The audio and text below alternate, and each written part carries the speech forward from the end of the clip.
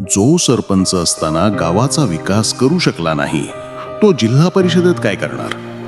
आजही आपल्या गावात रस्ते खराब आहेत, ड्रेनेजची व्यवस्था नाही, पिण्याच्या पाण्याची टंचाई आहे, मूलभूत सुविधा शून्य आहेत. असा माणूस आज जिल्हा परिषदेला मत मागतोय. हे म्हणजे जनतेची थट्टाच नाही का?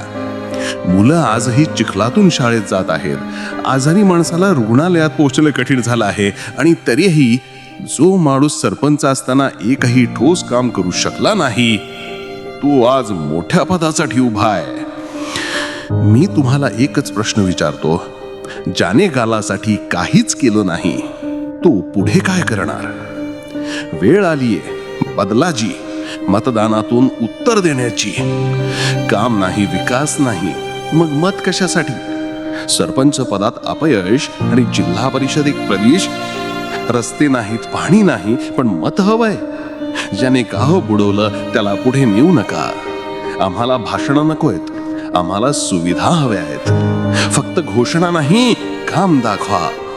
गाव मागे टाकणाऱ्यांना पुढे नेऊ नका. आज मतदान आहे आणि हेच उत्तर देण्याची संधी आहे.